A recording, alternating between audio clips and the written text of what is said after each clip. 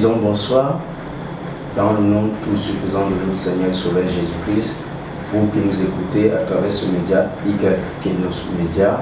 Alors ce soir, avec beaucoup d'invités sur le plateau, nous voulons vous présenter un sujet qui est d'actualité et vous avez certainement suivi quelques échos du journal de l'épouse. Alors sur le plateau, nous avons un invité qui est passé sur le plateau. Il s'agit bel et bien du révérend docteur Jean-Paul Bellet et également un autre invité qui n'est pas le moindre, toujours parmi les géants. Il s'agit du docteur Zute Bena et encore un autre dinosaure qu'on appelle le docteur Eric Jean-Marcel Amougou Ekoman, le pasteur d'Eden Tabernacle. Alors si vous êtes connecté sur Kenos Media, vous faites bien, shalom. Alors, docteur Jean-Paul Bellet, bonsoir. Bonsoir frère. Et que le Seigneur vous bénisse. Merci. Merci d'avoir accepté notre invitation. Comment vous vous sentez déjà? Assez bien. Ah, merci beaucoup, que le Seigneur soit béni. Amen. Alors nous vous rappelons que le docteur Jean-Paul Bellet est le pasteur du tabernacle de l'Aigle de Douala. Alors docteur Zute Bena, bonsoir. Bonsoir mon frère. Que le Seigneur vous bénisse richement. Merci et vous aussi. Amen. Merci d'avoir accepté notre invitation. Comment vous sentez ce soir? Par la grâce de Dieu, tout va bien. C'est un plaisir toujours renouvelé d'avoir partagé avec le public, les croyants du message et quiconque suit ce média, la lumière venue au temps du soir et aussi adresser tous mes encouragements pour le travail que vous faites. Comptant sur la grâce de Dieu pour vous bénir dans les jours à venir. Merci beaucoup. Nous disons Amen. Rappelez-nous encore l'église, à quel niveau Oui, tabernacle de l'amour divin. Nous sommes situés à Douala également. D'accord. Et encore, comme nous vous le disons, nous avons aussi sur le plateau, donc déjà le docteur Zute Bena est pour la première fois invité sur nos plateaux. Certainement, vous aurez l'occasion de le revoir. Et nous avons également sur le plateau le docteur Jean-Marcel Eric Amougou Ekoman. Lui, c'est le pasteur du Eden Tabernacle. Alors, pasteur, bonsoir. Bonsoir, précieux frère. Et bienvenue sur le plateau de Parlons-en, puisque nous parlons, l'émission c'est Parlons-en. C'est bien. Vous vous sentez bien? Ah oui, comme l'a dit le frère Bernard tout à l'heure, c'est toujours un plaisir de partager les choses du royaume. Et surtout que si nous pouvons apporter une petite contribution, que je crois modeste, mais à l'édification des bien-aimés et du peuple, c'est réellement pour nous un grand honneur. Merci voilà. beaucoup. Et je vous remercie pour l'honneur que vous me faites de m'appeler docteur. Bon, je ne le savais pas jusqu'à présent. Ah ouais, c'est comme ça que tout le monde a l'habitude. Bon, on vous dira, pasteur, merci d'être venu. Alors, vous écoutez l'émission Parlons-en. Et alors, nous avons un sujet sur lequel nous voulons nous appesantir pour le bien. C'est vrai, c'est une toute première fois pour moi de la présenter parce que c'est une émission présentée par notre cher bien-aimé, frère Cédric Renaud Akonou. Alors, nous voulons, et l'autre sujet ce soir, pour l'édification du peuple de Dieu, est les événements modernes rendus clairs par la prophétie. Alors, docteur Jean-Paul Bellet, quand on parle des événements modernes rendus clairs par la prophétie, à quoi fait-on référence? Nous parlions tout à l'heure d'actualité. Les événements, c'est un ensemble de faits qui se déroulent pendant une certaine période et qui interpellent la société, le public. Et quand on parle d'événements modernes, il s'agit donc, à mon sens, des faits qui se réalisent, qui se passent dans le monde et qui sont d'actualité et qui interpellent la génération d'aujourd'hui parce que nous avons des événements historiques. Mais quand on dit moderne, ça veut dire du moment, de la saison. Ah, d'accord. Merci pour cet éclairage. Alors, révérend Dr. Zute Bena, y a-t-il un événement majeur parmi les événements? Il faut déjà commencer par préciser que relativement aux événements de temps modernes ou alors aux événements modernes rendus clairs par les prophéties, plusieurs événements peuvent se dérouler dans le temps et dans les circonstances précises. Mais comme il est écrit, heureux est le peuple qui connaît le son de la trompette. Si vous avez la lanterne d'un prophète pour vous éclairer, alors en portant ces lunettes, vous pouvez mieux aligner les événements avec l'ordre chronologique prévu par Dieu. Maintenant, je commencerai par dire qu'à mon sens, le plus grand événement des temps modernes est déjà la venue de Malachie 4. Parce qu'il avait été annoncé que Dieu visiterait la terre au temps du soir, au travers du ministère d'un prophète qui aurait suivi l'onction et l'esprit d'Élie. Et ce ministère a été manifesté dans la personne de William Marion Branham à l'ouest des États-Unis, qui maintenant, dans ses multiples enseignements, a donné un certain nombre de prophéties relatives qui nous permettent de mieux interpréter les événements auxquels nous sommes confrontés. Donc, pris sur le tard, on peut dire qu'il y a quelques événements récents comme l'élection américaine, l'intervention du pape, mais il faut déjà noter que l'événement majeur des temps modernes, c'est le prophète. Parce qu'un prophète, c'est une pierre angulaire qui est posée, c'est un tournant nouveau qui est pris dans le cours de l'histoire. Donc, ce qui marque le changement même du monde actuel, c'est la venue de ce prophète. Maintenant, tout autre événement que nous voulons donc lire ou alors interpréter, nous voulons porter ces lunettes pour avoir un clair entendement au sujet de cet événement. D'accord. Donc nous devons retenir que l'événement majeur, c'est la venue d'un prophète, lequel est Malachie 4. Malachie 4. C'est-à-dire William Marion Branham. Certainement. D'accord. Alors, pasteur Eric, au vu des événements actuels tels qu'ils se présentent dans le monde, en l'occurrence, des guerres un peu partout, en tant qu'un homme de Dieu et à la lumière des Saintes Écritures, quelle lecture faites-vous de ces bruits de guerre?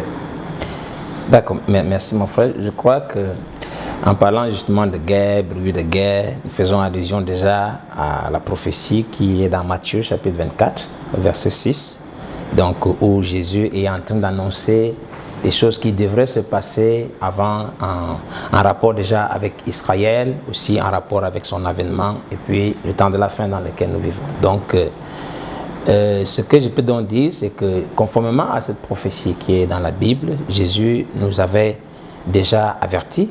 Il a dit qu'en parlant, bon, et je vais préciser qu'il a parlé de guerre et des bruits de guerre. Donc c'est deux choses différentes. Il a dit que ces éléments sont des éléments précurseurs. Parce qu'il disait au verset 6, ces choses doivent arriver, mais ce ne sera pas encore la fin.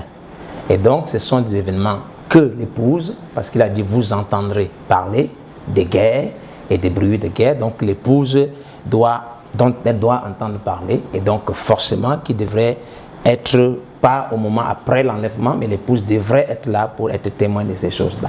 Donc, ce que ça signifierait donc clairement, parce que quand on parle de guerre et des bruits de guerre, nous les voyons, nous les vivons. Juste une petite précision que je pouvais faire, parce que je crois que la parole de Dieu est précise. Et ce n'est pas pour rien que Jésus a parlé de ces deux éléments, parce qu'il a dit les guerres. Les guerres, nous les voyons, c'est des pays, des peuples qui s'affrontent et tout ceci. Mais il a aussi parlé des bruits de guerre. Et bruit de guerre, à mon sens, c'est juste que vous avez des éléments en principe qui doivent intervenir dans une guerre, mais ce n'en est pas une véritablement. Donc vous avez, par exemple, dans les bruits de guerre, quand les gens sont en guerre, il y a les bombes. Vous avez des coups de mitrailleuses et des choses comme ça. Et donc ce n'est pas une guerre conventionnelle dans le sens du terme. Ça pourrait plutôt faire allusion à ce qu'on appelle les guerres asymétriques. Et donc vous voyez intervenir le terrorisme. Vous voyez intervenir les choses comme Al-Qaïda et tout ceci. Et donc nous sommes témoins de cela, ça se passe devant nous. Nous avons des guerres qui sont conventionnelles et nous avons ces bruits de guerre qui sont en réalité des événements vraiment, vraiment récents, qui datent il y a une vingtaine, une trentaine d'années. Et donc toutes ces choses mises ensemble nous font comprendre véritablement que tous ces signes sont vraiment ajustés pour que nous puissions arriver dans ce que je pourrais appeler le round final. Donc voilà. À peu près, déjà, peut-être qu'on aura l'occasion de revenir dessus plus tard, mais voilà un peu près la première lecture que je peux faire pour confirmer qu'effectivement nous sommes en un temps critique où en réalité il est plus qu'important que nous soyons en alerte. Voilà, donc, d'accord. Si nous devons revenir un tout petit peu sur les bruits de guerre avec les exemples que vous avez pris sur Al-Qaïda, c'est-à-dire les mouvements terroristes, mais est-ce que cela n'est pas une guerre lorsqu'il part faire exposer par exemple une ambassade ou un peuple? Oui, c'est pour ça que je dis que je crois que les termes, peut-être que quelqu'un pourrait, les termes modernes, enfin appropriés pour cela, c'est ce qu'ils appellent, je crois, des guerres asymétriques. Donc ce n'est pas une guerre conventionnelle. Entre deux États, parce que les guerres, c'est entre deux États, des royaumes qui s'affrontent et tout ceci. Mais là, dans ce cas, vous avez une entité qui n'est pas un royaume. Et c'est un événement véritablement moderne, qui n'avait pas été là avant. Et donc, en réalité, nous pouvons dire, même au temps de Frère Branham, quand Frère Branham faisait allusion à ça, il parlait de guerre et tout, mais même en son heure, là, les bruits de guerre ne se sont pas fait entendre comme maintenant. Donc, ça nous permet réellement de nous conforter dans la position qu'effectivement, tous les signes prophétiques qui avaient été annoncés, précurseurs de ce dernier round, sont déjà devant nous et nous les voyons. Ah d'accord, voilà. Parce que c'était important que les téléspectateurs puissent avoir la clarté de ce propos. Alors je voyais le docteur Zutte Bernard essayer de vous accompagner dessus. Alors qu'est-ce que vous pouvez également y ajouter? Simplement pour renchérir, comme il a dit, quand par exemple un groupe terroriste fait exploser une bombe quelque part, c'est un bruit de guerre. Mais quand vous y arrivez, il n'y a pas de guerre.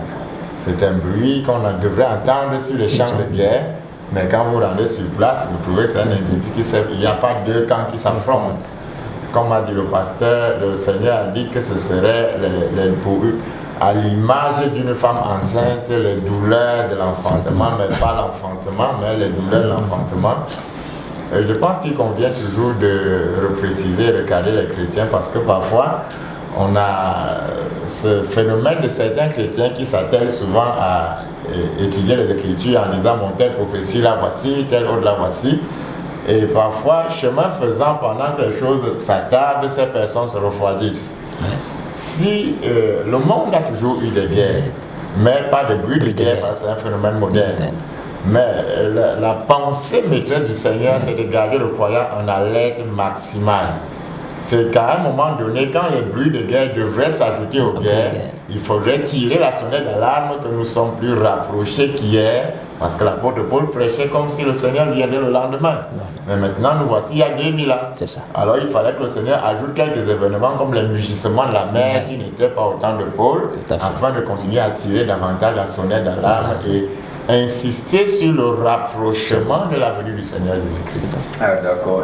Docteur Jean-Paul, vous vouliez essayer de renchérir davantage Non, je ne dirai pas grand-chose. Ce que les pasteurs ont dit, c'est cela. Comme le pasteur Zutte vient de dire, depuis toujours il y a des guerres. Il y a des guerres, c'est-à-dire que deux nations ne sont pas d'accord et qu'on vienne de se battre. Nous avons plein de guerres dans la Bible, surtout dans l'Ancien Testament. Mais aujourd'hui, il y a des phénomènes nouveaux qui s'ajoutent et qui portent aussi des noms nouveaux. Parce que quand Jésus disait bruit de guerre, c'était nouveau. Parce que les gens de cette génération ne connaissaient pas ça. Maintenant, aujourd'hui, nous vivons les bruits de guerre. Beaucoup de bruit partout, oh, tel a fait ceci, tel on fait ceci. Mais ce n'est pas la guerre carrée. Voilà, ce n'est pas une guerre totale. D'accord. Alors, puisque vous avez la parole, au courant du mois passé, le monde entier, ainsi que les croyants du message, étaient cristallisés sur un événement majeur, c'est-à-dire l'élection présidentielle américaine. Et cette dernière s'est soldée par la victoire de Joe Biden, qui sera assistée d'une femme noire, c'est-à-dire Kamala Harris. Quelle analyse faites-vous de cette situation? Personnellement, je dirais que les Écritures s'accomplissent. Je suis un bibliste. Et en tant que bibliste, je regarde et je considère tous les événements actuels, modernes, à la lumière des Saintes Écritures.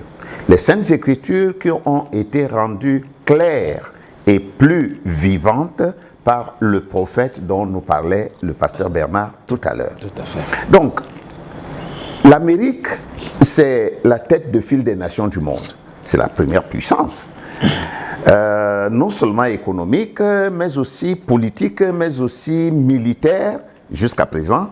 Même comme les Russes, comme je disais l'autre jour, l'ours blanc, l'ours des neiges s'est réveillé. Mais jusqu'à présent, l'Amérique est la première puissance. Donc, quand il y a un événement majeur qui se déroule aux États-Unis, le monde entier est cristallisé sur cet événement. Nous, chrétiens, encore plus que les autres, parce que nous ne regardons pas le monde avec les mêmes yeux, nous n'avons pas le même regard sur les événements du monde que le reste des humains. Parce que nous, à chaque chose, nous essayons de voir ce qui est en train de s'accomplir, où ça nous mène, est-ce que ça nous permet de voir clairement l'objectif de la parole de Dieu. Oui. Donc, quelle analyse puis-je avoir de cet événement? Je dirais qu'il y a deux grands points déçus. Moi qui m'intéresse et qui m'ont intéressé particulièrement. C'est que, aussi je dirais trois, mais je prendrai deux majeurs. C'est que le nouveau président des États-Unis, celui que les Américains ont élu récemment, a ceci de caractéristique qu'il est un catholique. Ouais. Parce que le peuple américain, traditionnellement, n'élit pas les catholiques à la tête de leur nation. Ouais. La grande exception, la première, a eu lieu en 1960 avec John Kennedy. C'était une grande première. D'ailleurs, le prophète dit que c'était à cause du vote des femmes. Oui, c'est les femmes qui l'ont voté, ça c'est vrai. Frère Branham dit que c'était le vote des femmes. Parce qu'on avait donné aux femmes le droit de voter. Et alors, Kennedy, c'était un homme attrayant, hein, il faut le dire. Et puis sa femme, surtout, était une vraie star.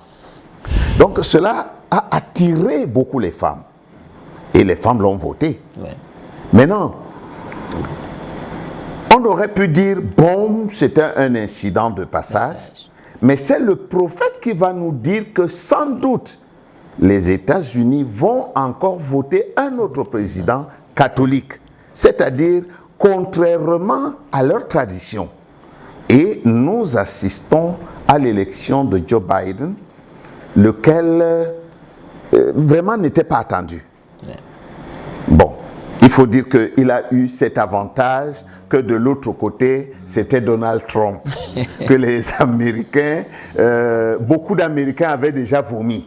Bon, et ça c'était sa chance, disons-le, mais c'était aussi les Écritures qui s'accomplissaient comme ça, parce qu'il fallait qu'un autre président catholique soit élu à la tête, n'est-ce pas, du peuple américain. Maintenant, le deuxième point que je vais relever, c'est cette femme, la toute première, qui n'est pas 100% américaine, qui n'est pas une blanche, qui va être élue vice-présidente des États-Unis.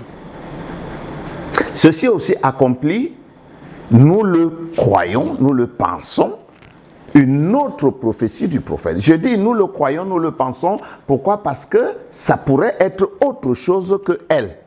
Mais pour le moment, c'est elle que nous voyons. D'ailleurs, nous nous souviendrons que lorsque Condoleezza Rice est montée au pouvoir, on a dit « Ah, voilà une femme qui est déjà secrétaire d'État. » Bon, après elle, nous avons vu Hillary Clinton qui a été votée vice-présidente. Le monde entier, le monde du message surtout, hein, la plupart des croyants du message ont dit que non, la prophétie accomplie, c'est Hillary Clinton. Ce n'était pas Hillary Clinton.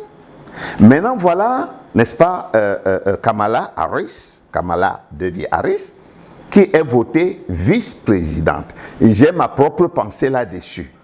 Je dis, ce n'est pas rien qu'une femme soit vice-présidente des États-Unis, mais que ce soit une afro-américaine, et pas tout, c'est pas tout, et une asio-américaine, moi ça attire mon attention. Je ne veux pas m'étendre là-dessus pour répondre à la question qui m'a été posée. Je crois que cette élection doit marquer l'esprit de ceux qui croient le message et qui connaissent les Écritures. C'est un signal, c'est un déclenchement de quelque chose qui va, je le pense, qui va s'enchaîner avec beaucoup d'autres événements et ces événements vont nous conduire à la fin. Ok. Mais je crois qu'on pourra certainement essayer de creuser un peu plus ce côté afro- et azo-américain Oui. pour essayer de trouver l'eau profonde. Oui. Alors, docteur Zute, sur le même sujet, quelle analyse faites-vous déjà de cette élection américaine qui a conduit Joe Biden au pouvoir et d'une vice-présidente afro- et asio-américaine? Une chose est certaine, sauf le tournement miraculeux des situations. Monsieur Biden est parti pour être président des États-Unis. Et comme a suivi, je crois que l'ancien a relevé les points saillants concernant cette élection américaine.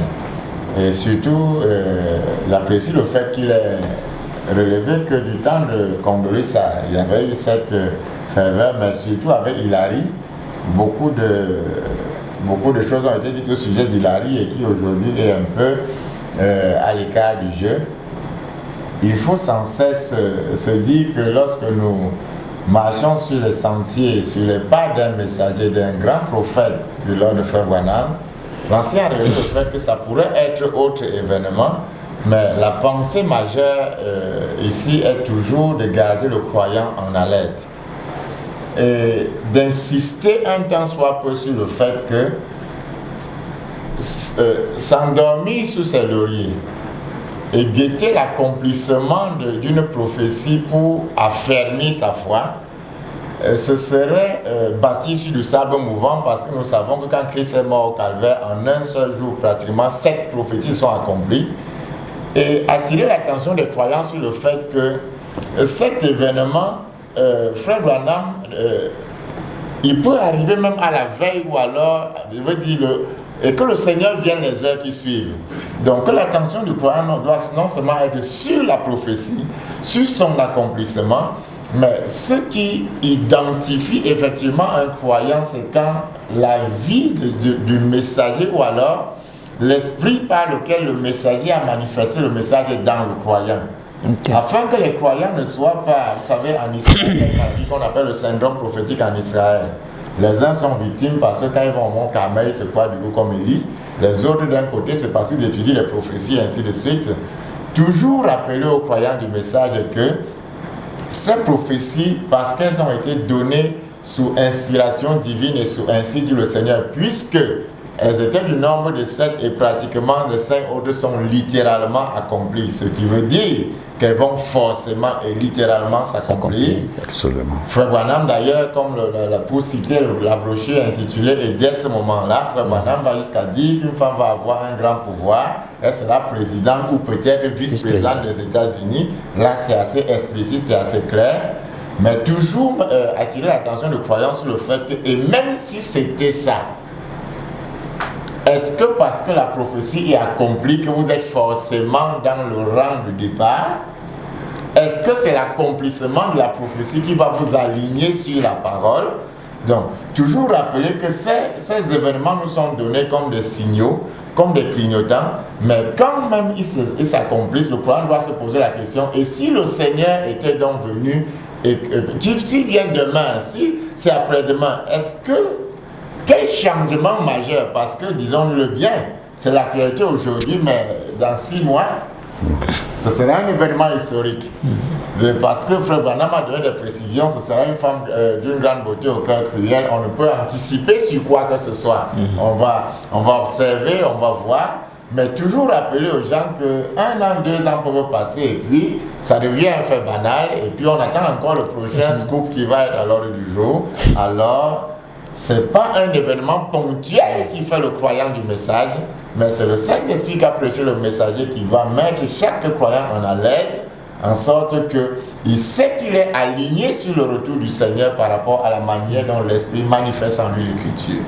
Ah d'accord, merci. Mais j'aimerais revenir sur un point que l'ancien docteur Jean-Paul a relevé. Que ça pourrait être autre chose. Oui. Alors pour revenir sur le pasteur Eric, qu'est-ce qui pourra faire la différence entre Condoleezza et Hillary Clinton et Kamala Harris? Eh bien, c'est vrai que j'aurais peut-être souhaité répondre aussi un peu à la suite de notre ça avant de revenir sur cela. D'accord, allez-y. Bon, maintenant, peut-être, si vous me permettez, je voudrais aussi prendre une minute pour conclure sur la première question qu'on m'avait posée. Parce que sur les guerres et les bruits de guerre. Ce que je voudrais dire aussi, c'est que, en fait, il nous a été annoncé que dans le livre d'Apocalypse, qu'au jour de la voix du 7e ange, que nous croyons être William Marion Branham, donc le mystère de Dieu serait accompli. Donc grâce à son ministère, nous avons pu entrer dans certaines profondeurs de la parole qui nous permet de nous positionner. Et il disait quelque chose qui est important que je veux relever pour ceux qui nous suivent ici. C'est qu'en réalité, ces événements que nous voyons, que ce soit les guerres et tout, sont cachés dans le livre d'Apocalypse, ce qu'on appelle les trompettes. Et ces trompettes suivent les sceaux. Et ce sont les trompettes donc, qui déclenchent des perturbations politiques qui conduisent à la guerre. Qu'est-ce que je veux dire par là? C'est que tout ce que nous avons comme événement, même sur le plan naturel et tout, c'est une conséquence d'une réalité spirituelle quelque part. Et il est très important que ça reste, que cela soit gravé dans nos esprits. Parce qu'on peut juste voir les choses à la surface, mais si on n'entre pas, parce que le but c'est cela, pouvoir vraiment entrer dans les profondeurs, creuser pour que nous soyons le plus en éveil possible. Donc voilà un peu ce que je voulais déjà apporter par rapport à la première question que vous m'avez posée. Et donc pour l'autre, mon frère, je crois que c'était un point important sur Joe Biden et puis Kamala Harris. Et pour moi, bon, vous allez m'excuser de ne pas... Vous savez, un homme à la sagesse fait toujours qu'on soit prudent quand on s'avance sur certaines choses. Donc si je peux me permettre de ne pas être sage et être un peu plus direct, moi je dirais que concrètement, je crois que ce sont les prophéties qui s'accomplissent.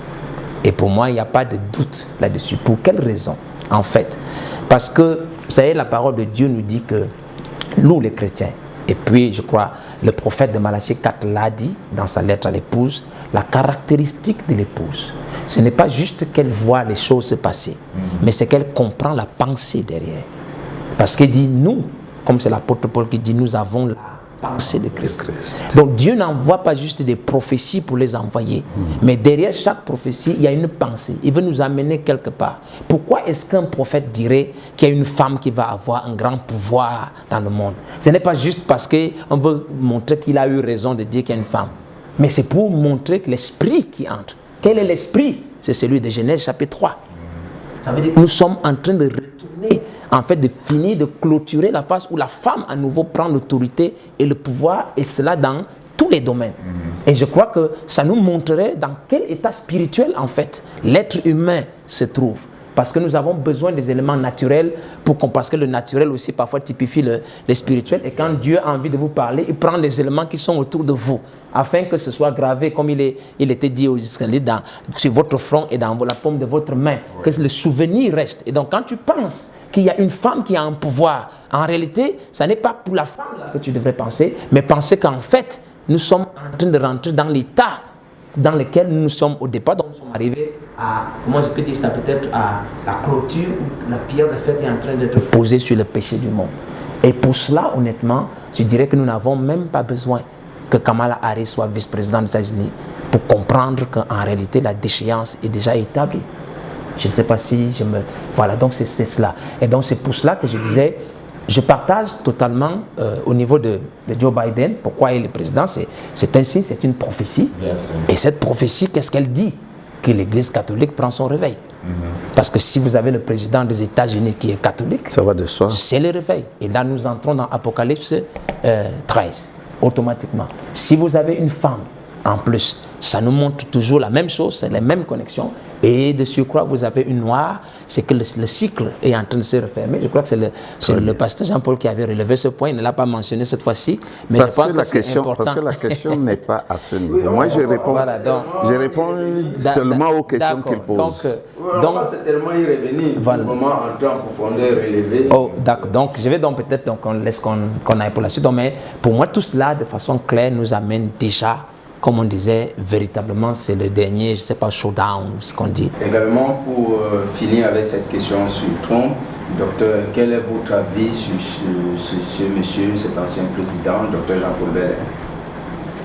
Les pasteurs qui ont intervenu avant moi, surtout le pasteur Bernard, a parlé beaucoup plus de Trump dans le domaine politico-économique. Je voudrais prendre Trump sous l'angle des Écritures. À mon avis, Trump était un serviteur de Dieu. Il était un instrument que Dieu a projeté sur la scène pour accomplir les Écritures. Ce n'est pas que Trump était un grand croyant de Dieu, en Dieu. Ce n'était même pas que Trump était très religieux. Non. Nous avons lu sa vie, nous avons déploré son langage, son comportement et beaucoup d'autres choses. Mais justement, ce sont ces frasques qui ont attiré plus l'attention de beaucoup de gens. Mais nous, chrétiens, comme nous disions au commencement, en tant que gens des prophéties, nous devons aller un peu plus loin que ça. Je dis d'abord que Donald Trump, le mot Donald dérive de Daniel. Dan, c'est le jugement. El, c'est Dieu. Et nous savons que Trump, en anglais, c'est la trompette. Je dis, Donald Trump était la trompette de Dieu pour le jugement, ou la trompette du jugement de Dieu. Pourquoi est-ce que je le dis? Je rentre dans l'Ancien Testament et je vois un type qui correspond à Trump. Et beaucoup d'hommes de Dieu en ont parlé il y a quelques années en arrière. C'est Cyrus. Cyrus n'était pas un croyant. Il n'était pas un juif, un israélite. Mais Dieu dit qu'il a son serviteur qu'il a suscité. Il adorait des idoles, mais Dieu l'a choisi pour en faire un instrument dans sa main pour l'accomplissement de ses prophéties. Parce que Israël, comme le pasteur Amgou le disait tout à l'heure, l'Amérique c'est un pays déjà condamné. Et Israël était déjà condamné aussi à cette époque. La preuve c'est que Dieu les a chassés de leur terre, ils sont allés en captivité. Mais Dieu suscite Cyrus pour rétablir les enfants d'Israël sur leur terre. Et quand nous voyons Trump, avec ce qu'il a fait il y a 2 ans, je crois il y a 2 ans, en 2018, Israël, c'est Trump qui a eu le courage. Il y a beaucoup d'autres présidents qui envisageaient de se prononcer sur Jérusalem, oui. Mais ils n'ont pas franchi le pas. Mais c'est Trump qui a eu le courage de déclarer Jérusalem comme capitale indivisible d'Israël. Ça, c'est un acte, je crois même que c'est essentiellement pour ça que Dieu l'a suscité. Parce que il y a d'autres prophéties qui doivent s'accomplir pour Israël, pour les Arabes, pour la Chine, pour l'Amérique, pour l'Église, c'est-à-dire l'épouse, pour les dénominations. Et tout ça, ce sont les différents acteurs qui sont sur la scène et qui vont se confronter. Donc, je dis Trump était un serviteur de Dieu, malgré que lui-même ne le savait pas, il ne croyait pas. Bon, il s'est rapproché un peu de la religion. Il a dit que Jésus-Christ est le grand boss. Mais je ne sais pas si lui-même savait ce qu'il disait. Mais je crois que c'est Dieu sur la scène qui l'utilisait. Voilà mon avis sur Trump. Ok, merci beaucoup. Vous êtes en train d'écouter l'émission Parlons-en sur la chaîne Eagle Kenos Media, diffusée tous les vendredis à 19h.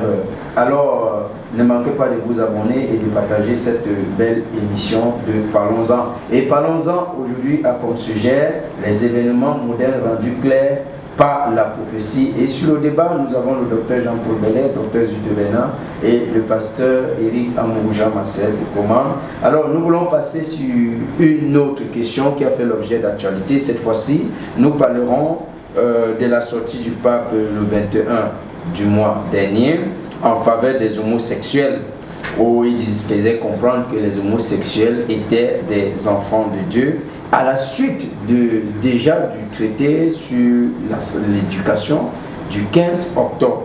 Que peut-on entendre, comprendre sur cette déclaration du pape? Docteur Jean-Paul Bellès, puisque vous avez la parole. Ok, merci beaucoup. Je ne m'étendrai pas beaucoup sur cette question. Parce que je dis, personnellement, ça ne me surprend pas. Et ça ne m'a pas surpris. Parce que les événements suivent simplement le cours des prophéties. Je crois que les croyants du message, le pasteur Juté a commencé à le dire tout à l'heure, doivent passer du prophète à la prophétie. Frère Branham était un grand prophète. Il a fait de grandes choses. Il a dit des choses qui s'accomplissaient vraies. Mais le cœur de tout ce que Frère Branham a dit, c'est quoi? Pourquoi Frère Branham est-il venu? C'était pas pour faire des miracles. Beaucoup ont fait des miracles.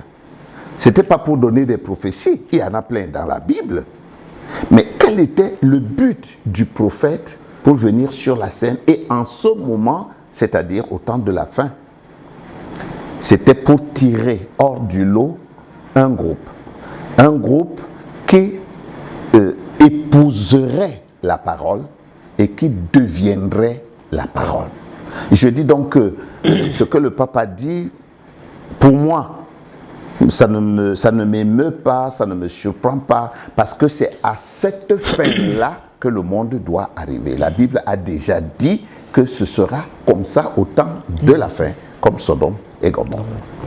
Ok, docteur Zuteux, votre avis sur cette déclaration et aussi sur cette réunion du 15 octobre.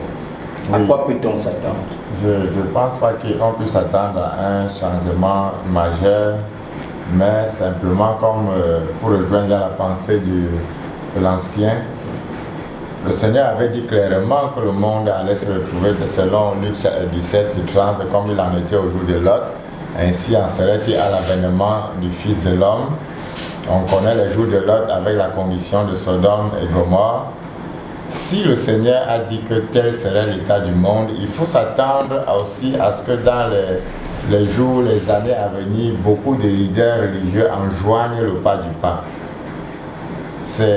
Il fait un pas en avant, il s'avance, mais n'oubliez pas aussi qu'il y a un conseil mondial des églises qui depuis prend déjà suffisamment forme et dans lequel les religions partagent les points de vue communs. Donc il faut s'attendre à ce que plus tard, déjà ça fait je crois que c'est l'année passée qu'il avait été déclaré ouvertement que la révolte protestante avait pris fin, c'est-à-dire que les protestants faisaient pratiquement un avec l'Église catholique. Donc il faut s'attendre plutôt à ce que plusieurs autres leaders religieux enjoignent le pas. Et je pense aussi que les chrétiens devraient prendre la chose positivement parce que prier contre l'avènement de l'homosexualité dans le monde, ce serait prier contre la prophétie. Et si une prophétie est fausse, sur quoi tient notre foi en ce temps? Quand de tels événements, les chrétiens doivent plutôt dire voilà Dieu en action, voilà la preuve que la chose est vraie. C'est vrai, c'est délicat, c'est choquant. Une fois, on m'a interpellé sur le sujet et j'ai répondu celui qui a parlé, c'est le pape responsable de l'Église catholique qui a parlé selon la vision, la doctrine de l'Église catholique romaine. Parce qu'il faut bien faire la part des choses, parce qu'il est le leader de l'Église catholique romaine. Et nous savons de par sa vision, de par leur institution, qu'il y a beaucoup de choses dans lesquelles ils n'ont pas l'intention de s'appuyer sur les Écritures. Si le pape avait dit que les homosexuels sont nés de nouveau, j'aurais trouvé ça délicat. Si le pape avait dit que les homosexuels ont le Saint-Esprit, là j'aurais été scandalisé. Mais déjà tous les êtres humains sont enfants de Dieu au départ. Les sorciers, les vampires le sont. Simplement que c'est les fils de Dieu qui n'ont pas encore reçu le salut, qui sont restés. Donc juste sous cet angle-là, il n'y a aucun être humain sur la terre qui puisse dire enfant de Dieu. Mais maintenant, s'il faut commencer à distinguer qui est transformé et tout, donc, personnellement, je n'ai pas été choqué outre mesure. J'ai simplement dit, ok, il prend le pas, beaucoup d'autres vont suivre. Les pactes éducatifs qu'il a essayé de mettre en avant, j'ai parcouru les articles sur les pactes éducatifs, c'est assez bien parce que c'est contre les discriminations, contre les marginations sociales. Mais dans tous les cas, je me rappelle bien que à l'avènement du pape François, il avait été dit par un leader du clergé qu'il aurait un mandat court et un but précis. C'est vrai qu'on n'avait pas donné les détails lorsque ce pape a pris la décision, mais il avait été clairement dit qu'il avait un mandat court et un but précis. Donc certainement que l'universalisation de l'homosexualité fait certainement partie des missions qui lui sont allouées, parce qu'il faut aussi se comprendre que lorsqu'un pape vient en fonction, il y a un concile derrière, il y a le clergé derrière qui définissent une certaine vision qu'il est censé appliquer. Donc ce sont les prophéties qui s'avancent, le cours des événements qui s'avancent. Louons le Seigneur de ce que les choses aillent si vite, parce que plus ça va vite, plus aussi nous sommes pressés de rentrer vers le Seigneur. Ok, mais est-ce que sur la déclaration du 15 octobre, il n'y a pas un agenda caché? Dites-moi dans quel système de ce monde il n'y a pas d'agenda caché? Dans quel gouvernement ou alors dans quel système de ce monde? Il est cette vrai on ne peut que d'abord interpréter en première lecture. J'ai vu, les jeunes filles doivent être éduquées, ainsi de suite, ainsi de suite. N'oublions pas aussi que c'est une église qui fait beaucoup dans le social. Les hôpitaux, les écoles, ainsi de suite. Donc, n'oublions pas cet aspect-là. Et on ne peut pas pour le moment soupçonner un agenda caché, mais il fallait prendre la chose terre à terre. Chacun connaît ses intentions, chacun... N'oubliez pas aussi que l'Église catholique, au travers du Conseil œcuménique, s'efforce d'accomplir selon leur entendement Jean 17. Parce qu'ils ont pour principe là-bas que le Seigneur a dit soyons un. Bon, bien que l'écriture soit citée à moitié, mais le Seigneur a dit soyez un comme le Père et moi nous sommes un. Mais ils ont une vision d'unité, ils ont une vision de l'Assemblée. D'ailleurs, la directrice de l'UNESCO a apprécié les propos du pape et les a soutenus parce que ça va dans le cadre de l'éducation de masse, l'éducation d'ensemble. Donc on ne peut pas toujours soupçonner le pacte de prime abord, vu la première lecture, mais il faut se dire que l'Église catholique c'est une institution, c'est un État, et si par exemple, prenons par exemple qu'il y a une association socio-culturelle par exemple en pays bamileke, et que le chef se lève et dise que je crois qu'on peut danser avec les masques, je ne trouverais pas ça scandaleux. Vous comprenez un peu la vision. Donc, parce que c'est le leader de l'église catholique romaine qui a parlé, et que c'est en harmonie avec la vision de l'église catholique romaine, alors je ne me sens pas scandalisé parce qu'il a dit que ce que soutient sa vision. Ok. Alors, Pasteur Eric, nous venons sur cette question. À ce jour, nous avons des guerres à chaque coin de la terre, telles qu'annoncées par le Seigneur. Un président catholique, une vice-présidente noire, une belle femme, qui peut-être pourra avoir un cœur cruel, l'homosexualité qui est en train d'être... À votre avis, au milieu de tout ceci, à votre avis, que reste-t-il pour l'épouse de Christ? D'accord. Mon frère, c'est vrai que la question sur que reste-t-il pour l'épouse de Christ, je répondrai simplement qu'on n'a pas parlé du tout de l'épouse de Christ là-dedans. Parce qu'en fait, ce sont ce que je pourrais appeler sur le plan prophétique ou spirituel des éléments secondaires. Donc, ils viennent en réaction à quelque chose.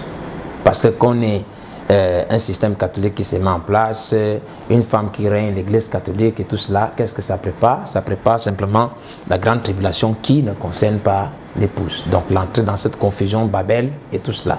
Donc, pour moi, sincèrement, la vraie question là-dedans, parce que nous avons pris la peine, et il est important que nous puissions informer aussi les frères, je crois que c'est pour cela que nous sommes là, d'essayer de scruter les Écritures, et dans la pensée et la grâce que nous avons eue, c'est que nous recevions un prophète. Mais ce que ce prophète nous a appris, c'est que en réalité, il y a deux puissances dans le monde. Il y a la puissance de Dieu et il y a la puissance du diable. Tout ce qui se passe, que ce soit les guerres, tous les mouvements, dépendent de l'une ou de l'autre des deux puissances. Mais il y a une caractéristique qui est importante. C'est que la puissance réelle n'est pas la puissance du diable. C'est la puissance de Dieu. Et donc le diable, en fait, ne vient qu'en imitation.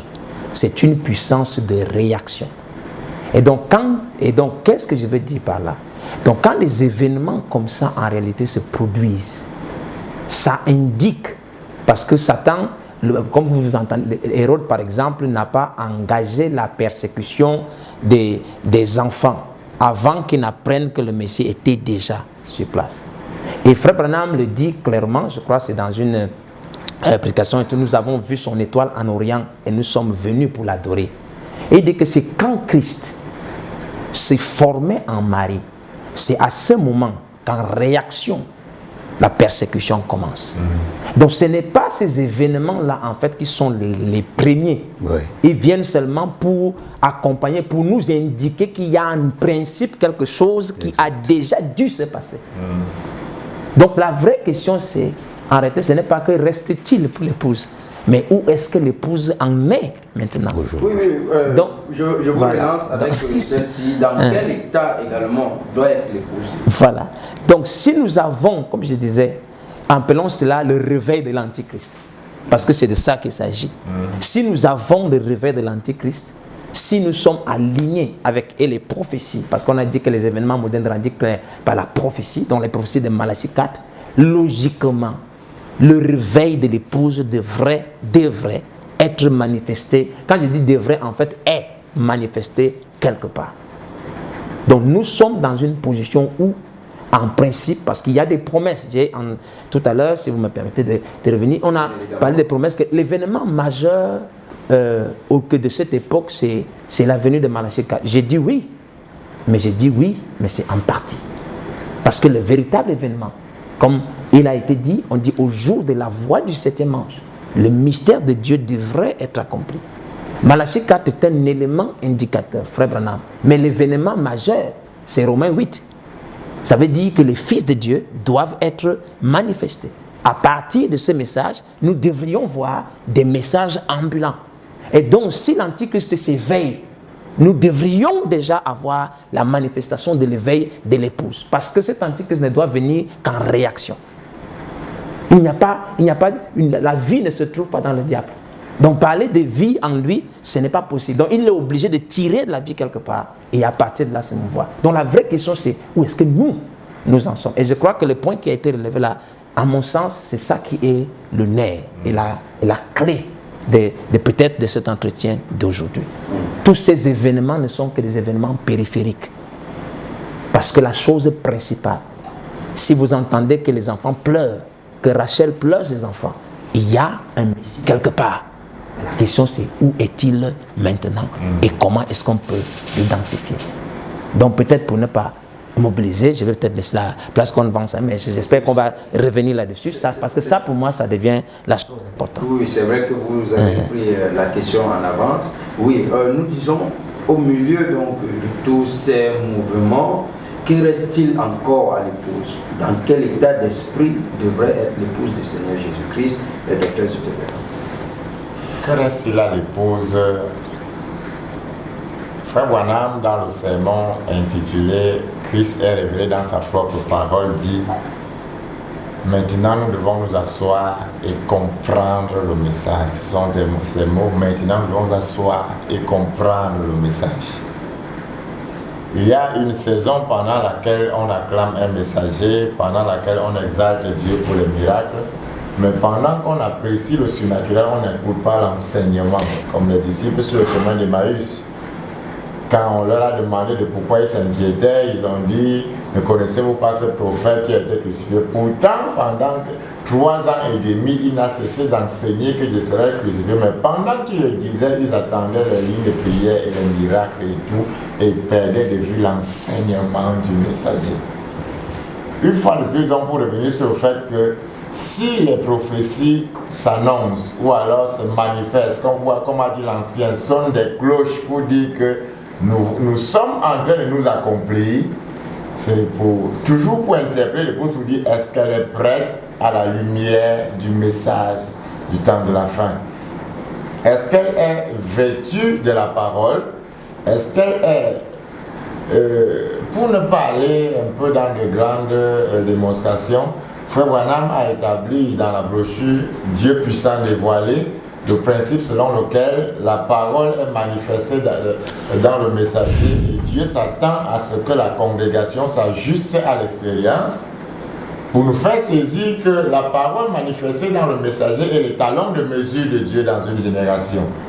Donc, est-ce que l'épouse qui dit avoir reçu le message a-t-elle porté le vêtement en sorte qu'elle voit en elle le Saint-Esprit faisant les œuvres à l'image de ce qu'il a fait dans le messager, selon que Paul a dit, soyez mes imitateurs.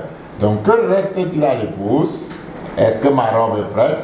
Est-ce qu'en me mirant selon le modèle, selon la loi de Corinthiens, nous qui contemplons comme au travers d'un reflet la gloire du Seigneur, nous sommes transformés en la même image? Parce que Frère Branham dit, en fait, le prophète est le reflet du Seigneur. Dieu se place derrière le prophète. Il fait voir aux croyants la parole de l'âge à manifester. Maintenant que l'épouse est donc face au miroir, est-ce que la robe qu'elle a portée est selon le modèle qu'elle voit dans le messager César? Pour moi, c'est l'interpellation majeure de l'épouse maintenant. Les prophéties sont en train de s'accomplir. Est-ce qu'elle est donc prête selon le message de la César? D'accord. Docteur Jean-Paul Belair, au milieu de tout ceci, où se trouve l'épouse de Jésus-Christ et que doit-elle manifester, ou alors quel est le rôle qu'elle doit jouer?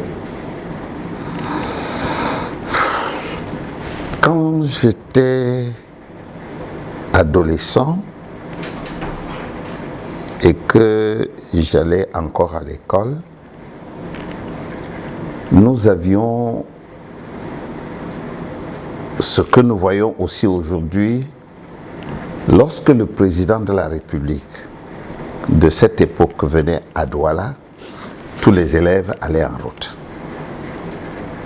Avant que le président arrive, il y a les motards qui passent. Quand les motards passent, tout le monde acclame, on applaudit. C'est comme si c'était le président. Les motards passent, les gens sont toujours là. Et chacun sait ce qu'on attend. Quand les voitures des militaires viennent à passer, on applaudit. Quand les ministres qui accompagnent le président passent, on applaudit plus fort. Jusqu'à ce que le président lui-même arrive. On applaudit encore. Mais au fait, est-ce que le président est venu pour qu'on l'applaudisse? Le président est venu pour une mission, pour accomplir quelque chose. Et je crois que c'est dans cet état que l'Église se trouve aujourd'hui. Nous avons, les frères l'ont dit, nous avons applaudi beaucoup de choses et elles sont vraiment admirables. C'est vrai. Mais l'épouse de Christ, et je crois c'est pour ça que Dieu a annoncé à l'avance et laisse ses indices se manifester. Pour que l'épouse réalise l'heure dans laquelle elle vit, à quelle distance du chemin elle se trouve et quel est réellement son objectif. Parce que Frère Branham a dit, c'est formidable. Frère Branham a fait, c'est formidable. Mais aujourd'hui, tout ce que Frère Branham, c'est pourquoi j'ai dit tout à l'heure, nous devons passer du prophète à la prophétie. Juste. C'est ce que le pasteur Éric a appelé la manifestation des fils.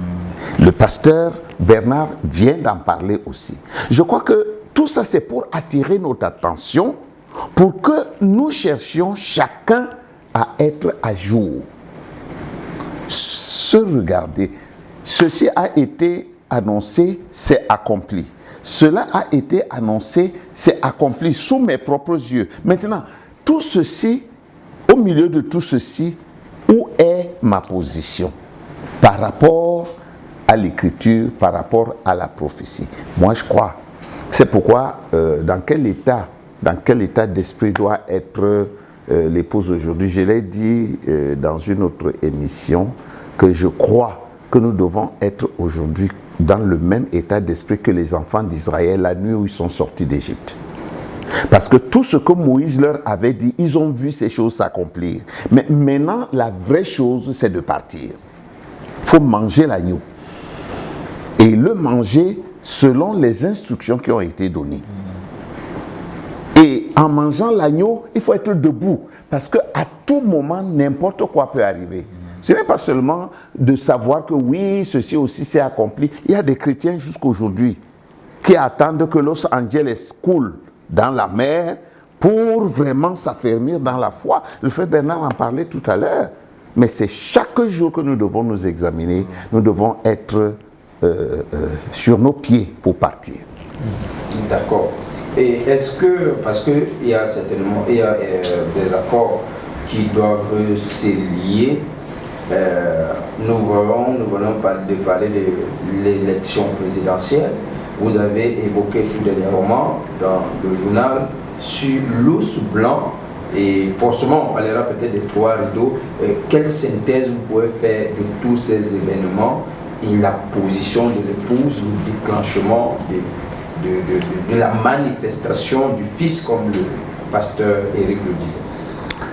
La question que tu poses là nécessite beaucoup de temps.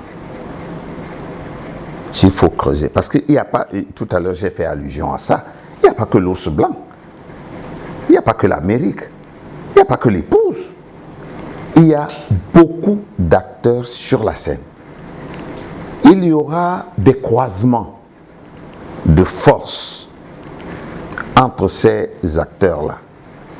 J'ai fait allusion dans l'émission dont tu parles de Daniel chapitre 11, qui décrit une bonne partie de ces choses.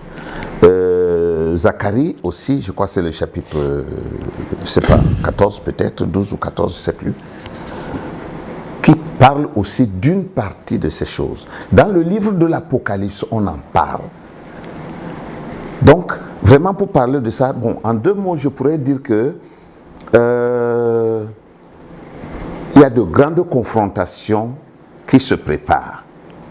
J'ose croire que l'époux sera déjà parti. J'ose croire. Mais la vérité, c'est que même si l'épouse ne passe pas par les tribulations, la grande tribulation, l'épouse passera quand même par les tribulations. Frère Branham le dit. Il dit que l'épouse qui est dans Apocalypse chapitre 7, à partir du verset 9, passera par des tribulations. Il dit l'Église a toujours subi des tribulations. Pas la grande tribulation. Donc, l'épouse va goûter un peu de ces choses. Nous savons que d'un côté, il y a l'Amérique, il y a Israël, il y a l'Europe occidentale surtout. Nous savons que de l'autre côté, il y a la Russie, il y a les pays arabes qui vont s'accrocher. Aujourd'hui, nous ne réalisons pas encore exactement la position de la Chine. Mais dans les prophéties, on en parle, on voit la Chine, ce qu'elle doit faire dans la prophétie. Tout ça donc, il faut beaucoup de temps. C'est vrai que on a un peu évoqué Donald Trump, oui. Mais que pouvez-vous dire des accords, ces derniers accords qu'il a pu faire entre certains pays arabes et Israël? Oui, ça c'est une stratégie qui existe depuis longtemps, hein. L'avantage des Américains, c'est qu'il y ait la paix au Moyen-Orient. Ça, c'est simplement politique. Mais le moment va venir où le vase va se casser, il n'y aura plus aucun moyen de le ressouder. Absolument.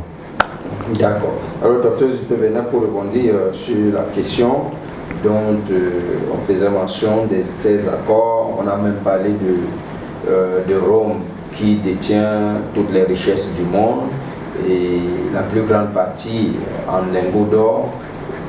Au milieu de tout, quel est le point déclencheur? Déclencheur par rapport à... Je vais vous cerner votre point. Je veux savoir, qu'est-ce qui va... Puisque le docteur parlait de grandes confrontations qui sont en chemin, et à quel moment, si on peut parler, puisque nous parlons des événements modernes rendus par la prophétie, on ne peut pas également mettre de côté ces accords qui doivent se lier entre les nations, Israël et tout le reste. Mais Et au milieu donc, de tout ceci, je demande quel est le point déclencheur de tout cela. Ce serait un peu des conjectures de ma part de prétendre avoir des repères ou alors des points déclencheurs. Il est certes vrai, le prophète a établi certaines vérités selon lesquelles il y aurait des alliances entre Israël et ce qui lancerait de la monnaie avec Rome qui va amener le monde à revenir à l'étalon or parce que l'économie actuelle qui fonctionne aussi beaucoup avec la monnaie fiduciaire. D'ailleurs, la dernière pandémie a encore montré beaucoup la fragilité du système, a montré toutes les lacunes qu'il y a dans le système. Ces événements, certes, vont se manifester, mais pour le moment, à mon sens, il y a encore beaucoup de préalables, comme a dit l'ancien, beaucoup d'événements qui peut-être qui montrent les prémices, mais pour le moment qui ne se dessinent pas encore vraiment à l'horizon. Israël, qu'est-ce qui va vraiment les pousser à ce niveau-là? Pour le moment encore, la situation semble tenir, ça semble encore le statu quo. Les puissances comme l'Iran qui menaçait la sécurité d'Israël, M. Trump a essayé de les fragiliser encore davantage. Donc personnellement, je ne voudrais vraiment pas me lancer en conjecture sur le sujet. Ok, bon, revenons sur... Est-ce que je peux rebondir un peu? Oui, bien évidemment. Oui, Antoine, je vais dire ceci. Au milieu de ma compréhension, la vraie paume de discorde, c'est Israël, c'est Jérusalem. C'est Jérusalem qui est le nœud de tous ces conflits-là. Il y a comme le pasteur vient de le dire, il y a, comment est-ce qu'on dit ça en bon français, le mot m'échappe, quand une femme les douleurs de l'enfantement commence à avoir des douleurs de l'enfantement, les contractions, oui, les petites contractions, oui. Voilà. Il y a des petites contractions passées, des petits foyers, et tout. Mais la vraie chose, c'est Jérusalem. Or, Jérusalem a deux comment est-ce qu'on dit ça encore? Deux opposants. Deux opposants. Deux protagonistes. Non, pas protagonistes. C'est plutôt le contraire. Antagonistes. Voilà, c'est ça. Deux antagonistes. Deux antagonistes majeurs. C'est Israël même et les pays arabes. Maintenant, qui sont soutenus les uns par les Américains, les autres par les Russes. Ça ne semble pas encore être ça clairement, mais c'est comme ça.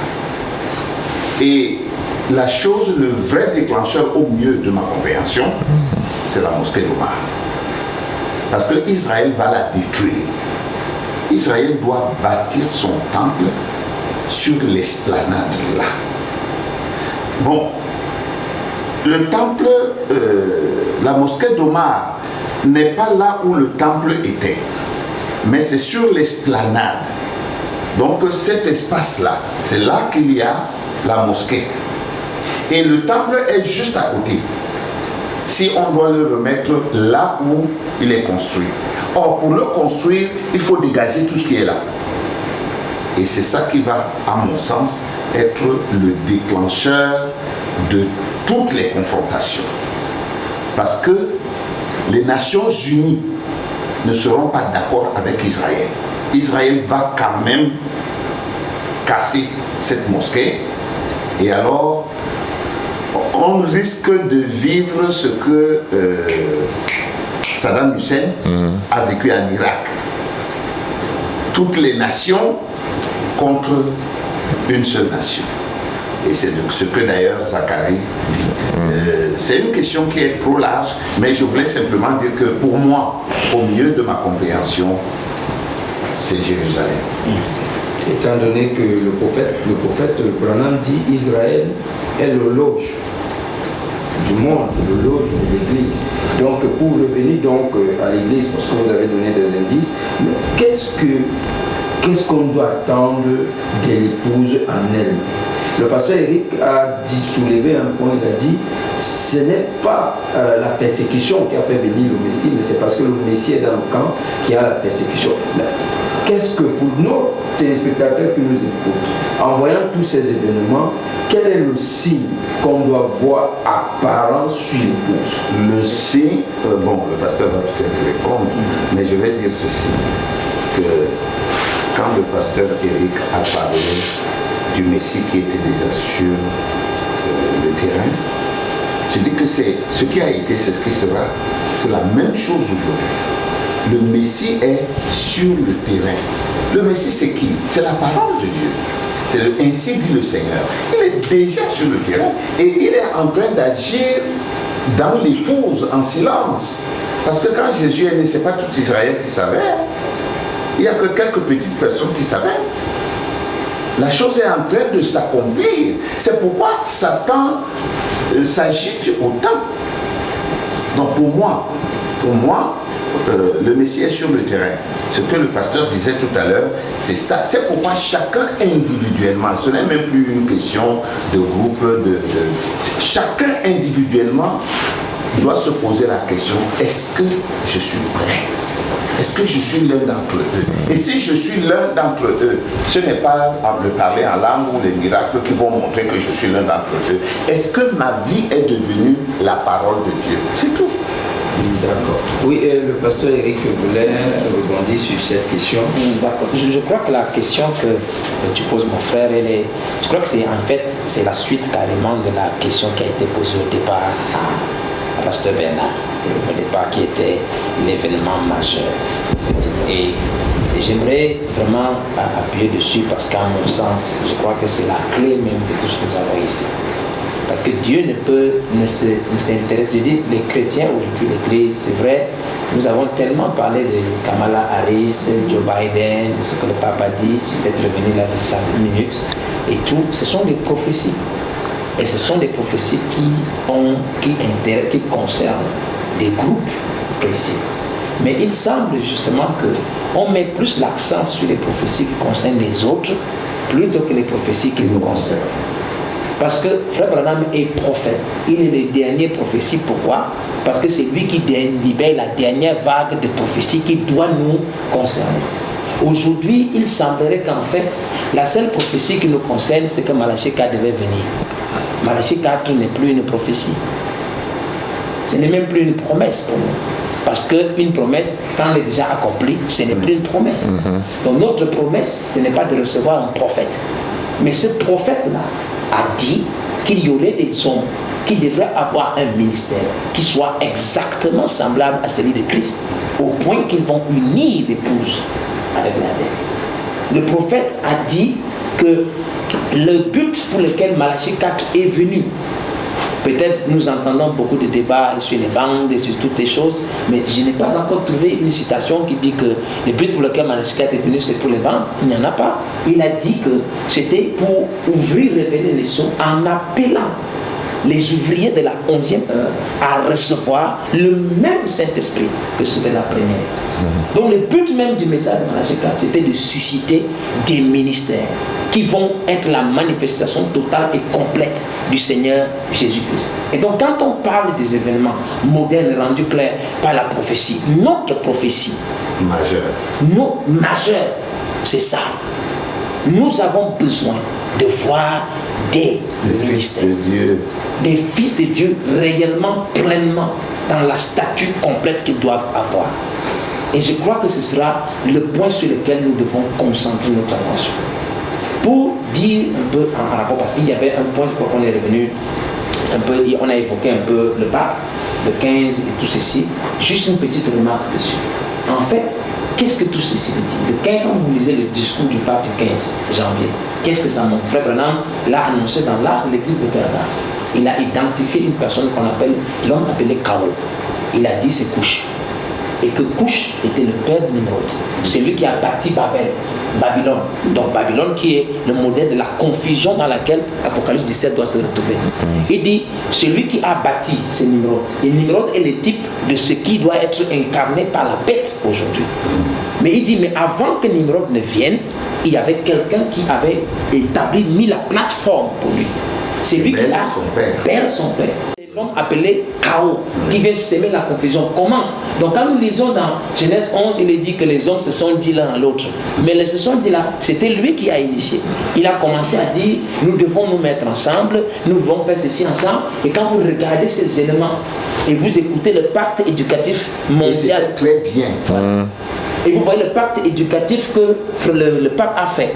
Vous ne pouvez pas ne pas vous rendre compte que, en réalité, le même esprit de Bel est déjà arrivé à son paroxysme pour établir la plateforme finale avant que la bête n'arrive. Mais la Bible dit qu'il y a quelque chose qui doit le retenir. Oui. Parce que quel que soit ce qu'on fait, clairement il est fait que les échafaudages sont placés. Mais rien ne peut se produire avant que Dieu n'ait vu que la chose qui doit être faite dans son épouse est faite. Et c'est ça notre problème. Et l'apôtre Pierre disait, que je crois que c'est 2 Pierre au chapitre 1 verset 10. Il dit, nous avons, je crois qu'en anglais c'est mieux, nous devons rendre notre appel et notre élection sûre. Ce n'est plus le temps de tergiverser. Nous ne sommes pas au temps où on attend de voir des gens qui vont être, je ne sais pas, excusez-moi de dire comme ça, ou d'avoir du sol. Ce n'est même pas pour les guérisons, ce n'est pas de ça qu'il s'agit. Il s'agit d'un retour au commencement. Les prophéties nous concernant. Parce qu'on dit souvent que les hommes aiment s'intéresser à ce qui se passe chez le voisin.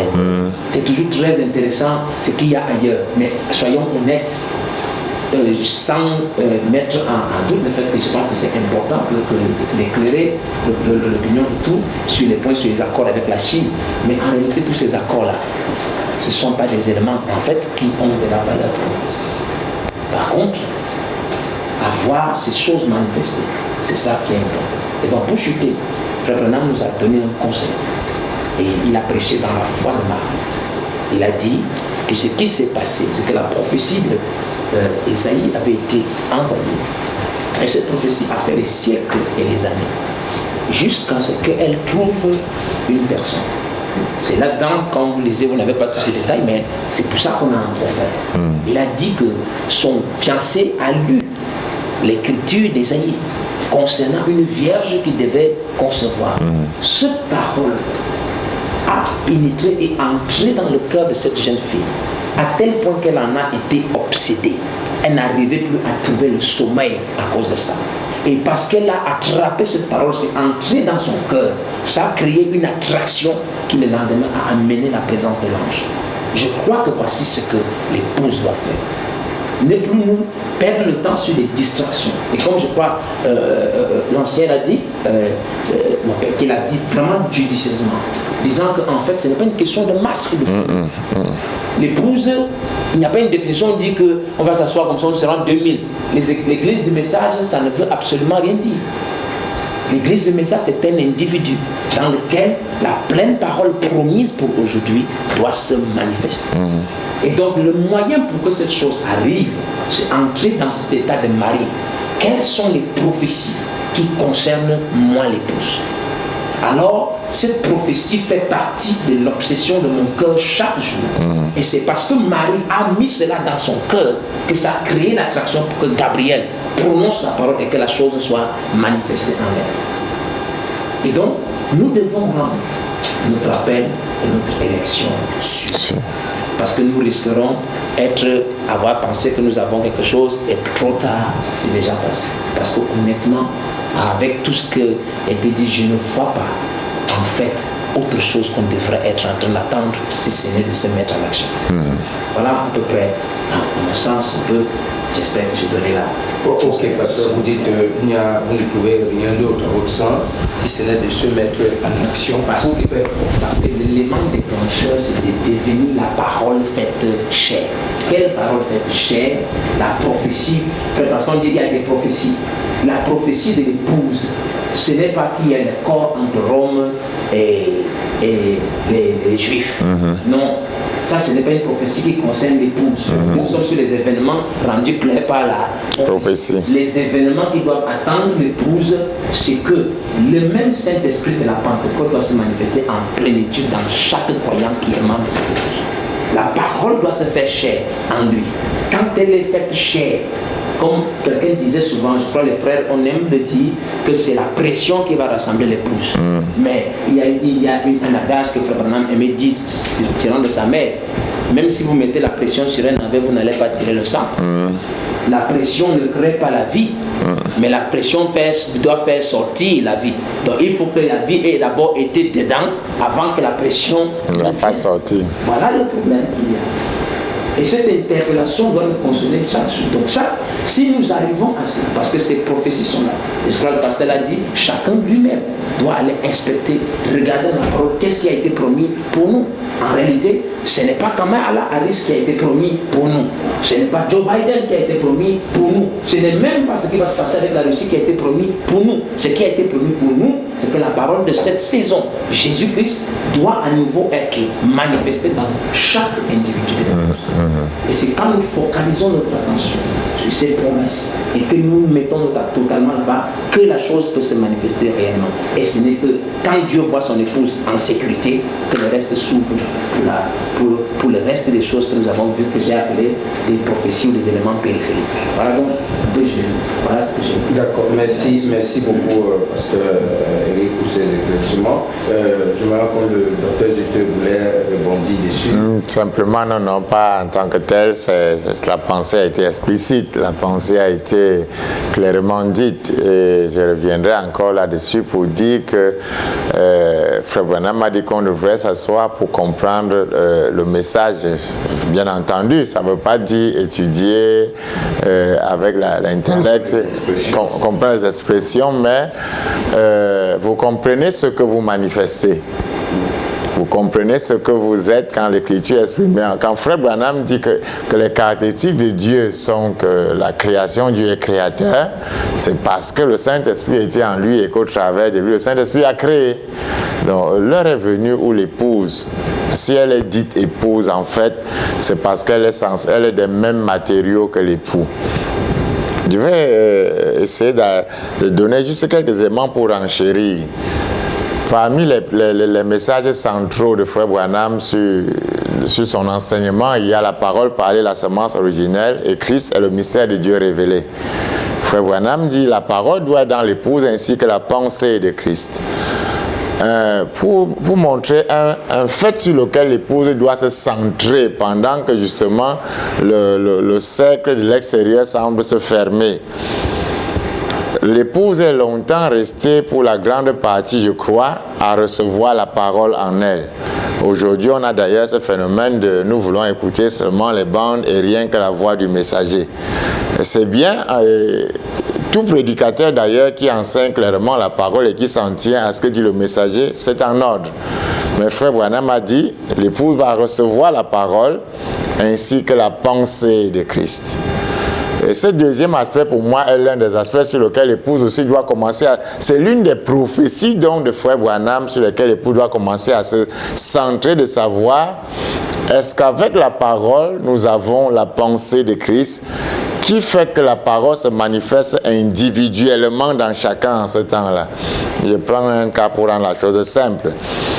Christ étant le mari, il avait été dit, Dieu viendra lui-même et les aveugles verront. Mais la prophétie ne disait pas comment l'aveugle verrait. Quand est venue la saison et que le promis était sur la scène, la pensée maintenant est venue que pour celui-ci, il faut cracher par terre. Pour tel autre, il faut l'amener hors du village. Pour celui-ci, il faut faire ceci. Donc l'épouse, après avoir reçu la parole maintenant, est-ce qu'elle a compris que le messager a dit qu'elle devrait aussi recevoir la pensée pour savoir quoi faire de la parole? Parce que si quelqu'un dit, il a dit dans Marc 16, imposons les mains, est-ce qu'on impose les mains à tous les malades? Frère Branham a dit, l'épouse va recevoir quelque chose qui fait que ce ne sera pas imitable, ça ne va ressembler à rien de ce que le monde a, parce qu'elle a la pensée justement au sujet, et ce sont justement de telles prophéties sur lesquelles elle doit se focaliser et dire, bon, maintenant nous avons la parole, est-ce que nous avons la pensée? Est-ce que pour chaque malade il faut imposer les mains? Est-ce que pour telle situation, comment est-ce que l'époux fonctionnait? vous présentiez au Seigneur 10 paralytiques, vous aviez 10 solutions différentes. Parce que c'est avec la pensée du Père que la parole était administrée. Donc, tout cela pour ajouter simplement à ce que dit le pasteur et à l'ancien, que l'épouse a aussi des prophéties capitales et qu'à force de seulement regarder à l'extérieur, et pas oublier, le pasteur Eric a d'ailleurs conclu par quelque chose qui m'a beaucoup intéressé quand il dit, quand Dieu va voir que l'épouse est dans la sécurité de la parole, le reste va se déclencher.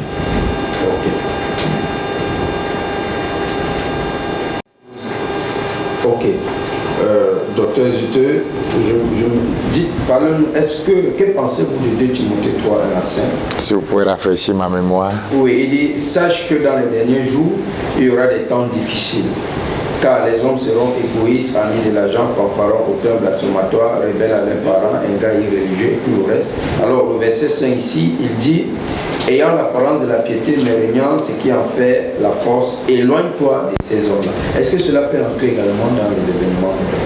Ça rentre dans les événements modernes du temps de la fin, puisqu'il est déjà dit qu'il arrivera que les hommes seront. L'apôtre Paul se projette ainsi dans l'avenir et partant dans notre saison. Je relève encore une fois de plus que vous voyez que la parole de Dieu a cette façon de parler à tous, à ceux de l'extérieur, ceux de l'intérieur.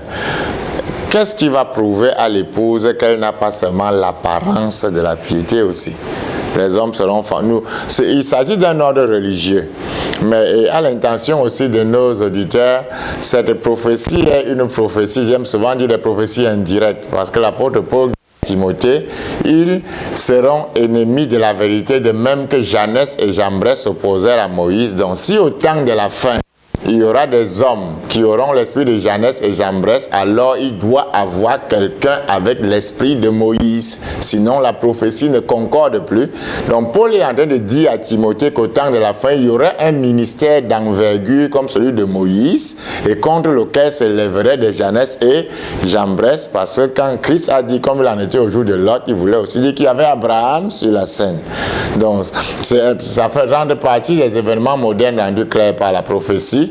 Aujourd'hui, on voit des hommes qui se disent religieux avec le surnaturel, mais qui nient la révélation. Je vais rentrer un peu là-dedans. Vous trouvez par exemple, il est dit dans Marc 16, imposons les mains aux malades, ils vont faire l'onction d'huile.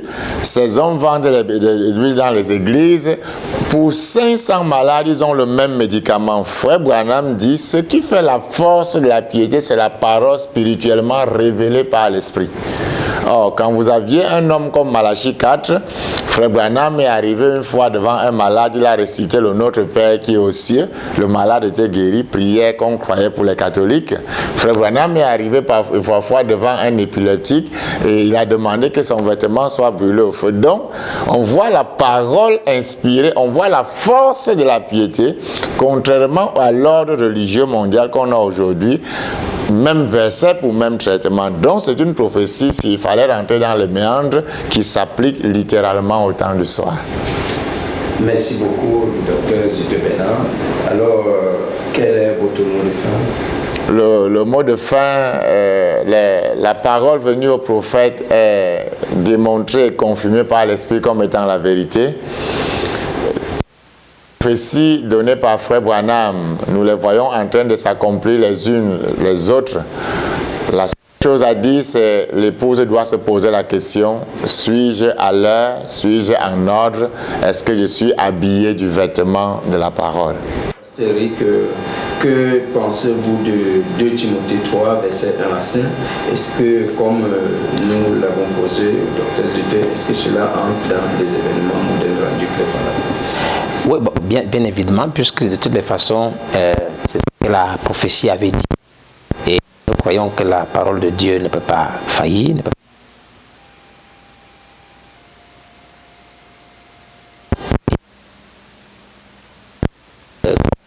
c'est plus comme que c'est bien. Vous avez un prophète qu'il vienne, même si Dieu descend ici. L'intérêt pour moi de savoir que Dieu est descendu, ce n'est pas très grand jusqu'à ce que moi tire un bénéfice réel. Et je crois que c'est un peu ce que parce que nous avons la possibilité de nous écouter, nous suivre, je crois que c'est ça qui est le plus important. Nous semblons, nous, sur nos lauriers, comme le pasteur Bernard le dit, l'esprit de la chose. Souvent, l'épouse s'en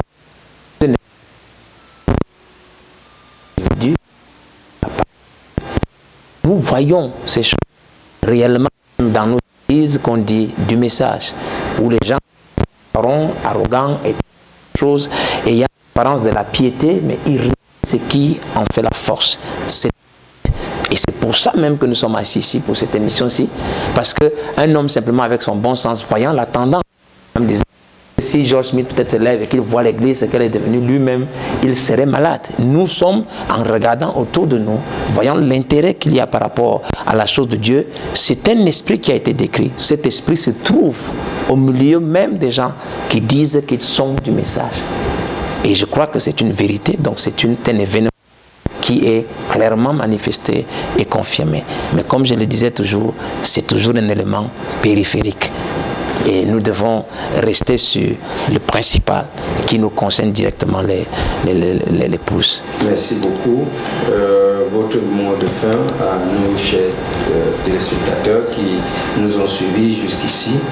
D'accord. Juste pour terminer, donc, Frère Branham avait établi un principe important. Il disait, si c'est dans l'exposé de cet âge de l'Église, il disait, si quelque chose de bien me parvient, cela doit m'être premièrement révélé par l'Esprit, confirmé par la parole et manifesté par les œuvres. Et je crois que c'est une chose que nous devons. Parfois nous avons la parole, mais nous avons la parole sans, comme le pasteur Bernard l'a dit, sans la pensée. Parce que c'est l'esprit qui donne la pensée. Et l'épouse, c'est les deux choses. C'est une prophétie. Et ça doit se manifester. Avoir le message, ce que Frère Branham a dit, ce n'est pas ça le message. Vous devez avoir la pensée. Et comment je sais que la pensée est correcte? C'est parce que ça se manifeste. Donc ces trois choses doivent être là. Et maintenant que nous sommes au temps moderne, au temps de la fin, le prophète Paul nous a dit les choses qui doivent se manifester. Et quand nous voyons de nos propres yeux, nous touchons de nos propres mains ces choses, elles sont contemporaines, elles sont modernes et ce sont des choses que nous comparons toujours et toujours avec la prophétie. Donc quand nous les voyons s'accomplir, nous savons qu'elles sont modernes, mais le fait qu'elles soient modernes, c'est pas ça qui est important pour nous. Ce qui est important pour nous, à mon avis, c'est de voir ce qu'en dit la prophétie. Parce que c'est la prophétie qui va nous situer par rapport à toutes ces choses que nous voyons, que nous vivons. Ce sont donc des événements modernes.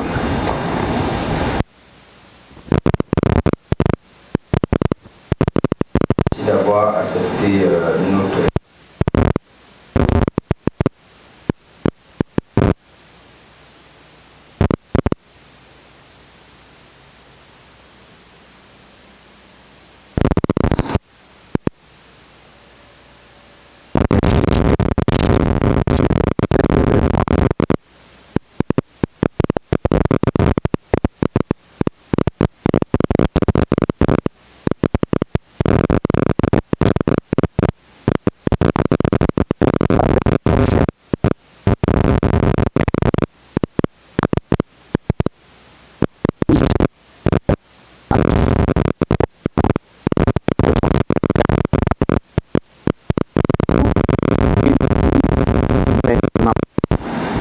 vous commencez à comprendre le message qui nous est apporté.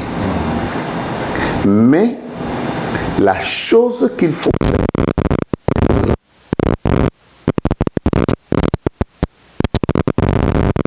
que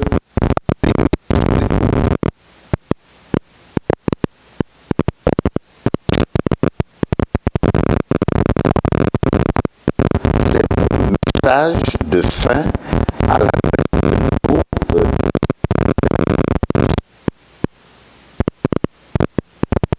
moi je parle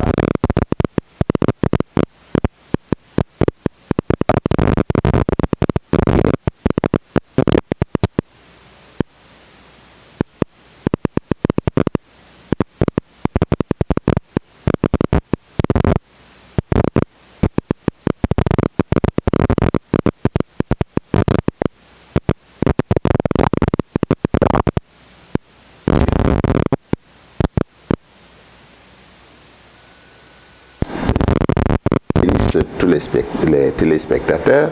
Que Dieu bénisse mes frères. Ce sont des gens, des grands hommes. Je ne le dis pas pour la manière, c'est des gens instruits, ils sont allés à l'école. Et maintenant que le Saint-Esprit est descendu, vous voyez qu'ils ont une double portion. Que Dieu les bénisse, que Dieu bénisse Eagle Kenos Media, que Dieu bénisse tous les bien-aimés. Shalom. Alors, merci beaucoup, Dr Jean-Paul. Merci à tous d'avoir participé à cette émission. Nous vous donnons rendez-vous pour d'autres émissions. Vous retrouverez votre frère Cédric Renaud Akono dans cette émission. Parlons-en. Ici, pour enfin, nous retenons que nous devons rester dans l'expectative, dans la présence divine de notre Seigneur et Sauveur Jésus-Christ, parce que tous ces autres événements ne sont pas importants que la plénitude du Saint-Esprit dans nos vies. Que le Seigneur vous bénisse. À nous revoir très bientôt. Shalom.